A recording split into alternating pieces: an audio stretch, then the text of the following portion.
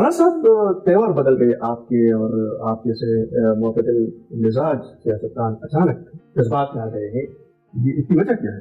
तो हम किस चीज के लिए कुर्बानियां दे रहे हैं? जो चीज भी हो हकीकत की बुनियाद पर हो, धोखे की बुनियाद पर ना हो, नुमाइश की बुनियाद पर ना हो। यहाँ इलेक्शन भी होते हैं और लोगों की तवानाइयां भी उसमें सर्फ होती है, दुश्मनियां भी हो जाती है, पैसा भी बेलाख खर्च हो जाता है, और तमाम तर कुछ के बावजूद अवाम की राय भी सामने होती है, अवाम का रिस्पॉन्स भी सामने होता है, और इसके बावजूद जो नताइज आते हैं तो नताइज को कुछ लोग कमरे के अंदर बैठ कर तय कर देते हैं। ये सिचुएशन हमें काबिल कबूल नहीं है। राणा साहब, ये जो दांधी की बात है वो सियासी हलकों से निकलकर अब डेमोक्रेसी में भी चली गई है। कमिश्नर रावलपिंडी का जो बयान आया और वो तो खुद को सजा के लिए भी पेश कर रहा है, किस तरह देखते हैं? बात आ गई है, लेकिन अब ये देखना है कि आगे कुछ सारा हकायक मजीद सामने आएंगे। हाँ, होते हैं जब हुकूमतें बनती है तो फिर उस अपना इनपुट देती है, अपनी राय देती है, अपना तजिया देती है, उनसे रिपोर्टें ली जाती है, उनको मुख्तलिफ कामों पे महारत हासिल होती है, उनकी महारत का इस्तेफादा किया जाता है मुल्क के लिए, कौम के लिए, और वो सारी चीजें होती है।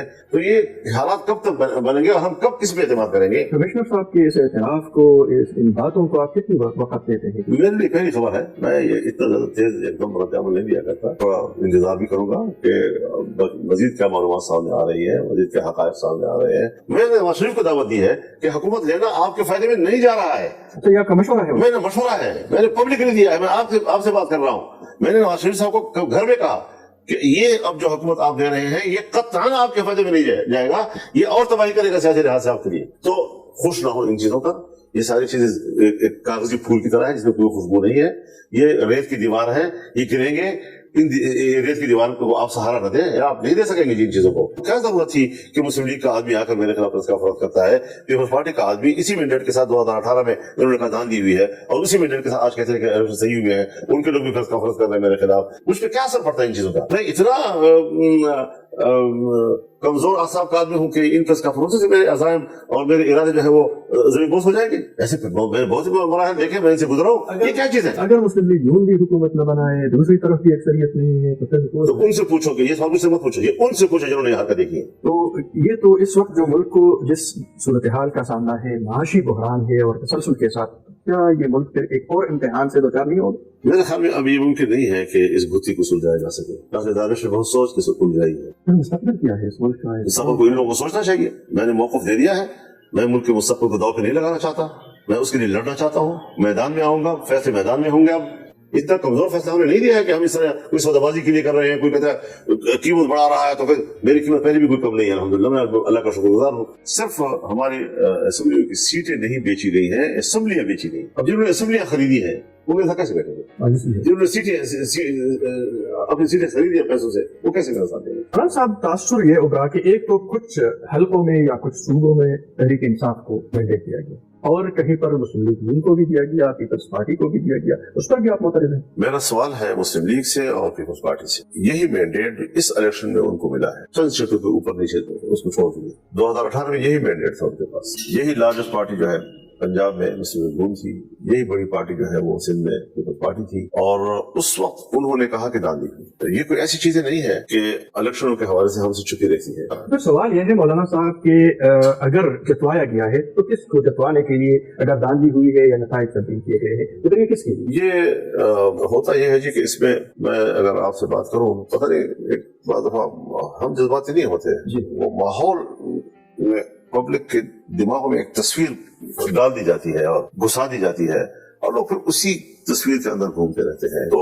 इन चीजों में बैनुल-अक़वामी दुनिया भी काम देखती है। तो यहाँ एक ग्रेट गेम का हम हिस्सा बन जाते हैं, और पता नहीं हमारे पब्लिक जो है उसके ज़हन में कब ये बात उतरेगी कि ये कोई लोकल मामलात नहीं है कि हम इस हद तक जाकर यही अपने घर में कुएं के अंदर ही सोचते रहे। राणा साहब, इलेक्शन से पहले भी आपके बयानात बल्कि मुतालबात थे, एक तो लेवल प्लेइंग फील्ड के हवाले से, सिक्योरिटी के हवाले से, मौसम का हवाला भी आपने दिया था, और पीटीआई भी यही मुतालबा कर रही थी। तो कोई मुताबिकत है इसमें? देखिए, मैं किसी और पार्टी की बात नहीं कर रहा, पीटीआई की अपनी सोच होगी, बल्कि इसके लिए जो आपने प्रेस कॉन्फ्रेंस में जो दो अहम बातें की, एक ये कि फैसले अब ऐवान में नहीं मैदान में हो गया, और दूसरी बात जो आपने पार्लिमानी सियासत से दस्तबरदारी की थी, इसकी जरूरत नहीं? यही वो चीज है कि जिसके बारे में हम ये समझते हैं कि हम मुसलसल अपनी तवानाइयां किस लिए जाया कर रहे हैं, ये एक्सरसाइज किस लिए है।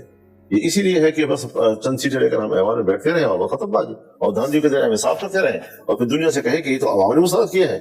हम इस दावे को मुस्तरद करते हैं बड़ी आवाज के साथ, एक ताकतवर आवाज के साथ। हमने सड़कों पे आना है, मैदान में आना है, और फैसले मैदान में होंगे, अब ऐवान में नहीं होंगे।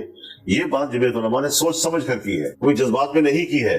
हम फिर भी पब्लिक के सामने जाएंगे, पब्लिक को साथ शरीक करेंगे, बैनुल-अक़वामी मुदाखलत का रास्ता रुकेंगे, और एक शफाफ इंतखाबात के माहौल को हम दोबारा बहाल करने की तरफ जाएंगे। ये एक संजीदा फैसला है, जज्बाती नहीं है, ये किसी कीमत पर। ये तसादुम का रास्ता नहीं है। तसादुम ही से तो तरक्की आएगी, तसादुम के बगैर दुनिया में कुछ है?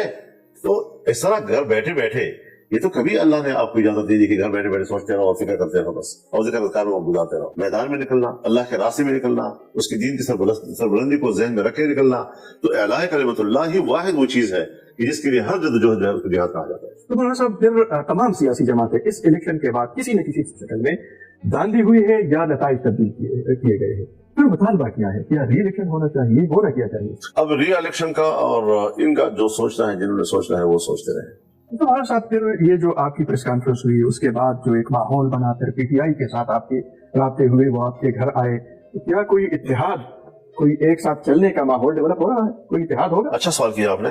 मैं इस बारे में बता दूं, मुश्किल ये होती है जी कि हम यहाँ खड़े हैं, यहाँ से अगर एक पहला कदम उठाते हैं, हमारी मंजिल जो है वो 1000 मील दूर है, लेकिन जब पहला कदम आपने उठाया तो आपने सीधा छलांग लगाकर हमें उस मंजिल पर पहुंचा दिया। ये गलत तस्वीर है। अब एक पार्टी का वफद है, वो मेरे घर आया, उन्होंने कहा जी कि आप भी दांधी कहते हैं, हम भी दांधी कहते हैं। ये एक सूरी चीज होती है, सियासी जमात जो है वो कभी ये नहीं कह सकती कि मैं बात नहीं करूंगा, मैं मसले का हल नहीं निकालूंगा। लेकिन ये कि इस मजलिस को इत्तेहाद कहा जाए, ये है जज्बाती बातें, या जिस तरह हमारे लोग हर चीज को अपने अल्फाज का लिबास पहना देते हैं, यानी किसी इत्तेहाद का इम्कान ना उनकी पोजीशन तब्दील हुई है, ना हमारी पोजीशन तब्दील हुई है। और अपनी पोजीशन की तब्दील करने या इस इख्तलाफ के तहलील में अगर कोई माहौल बनता है और बात आगे बढ़ती है, तो एक सियासी आदमी कब इसका इनकार किया करता है। लेकिन पोजीशन अपनी अपनी जगह पर अभी तक है, और अगर हम किसी वक्त इन इख्तलाफात के खात्मे पर पहुंचते हैं, जाहिर है जी कि अपनी पोजीशन फौरी तौर पर न हम तब्दील कर सकते हैं, न शायद वो तब्दील कर सकेंगे। तो ये एक पोजीशन है कि जिसमें हमने कहां तक जाना है, इसको फौरन इत्तेहाद कह देना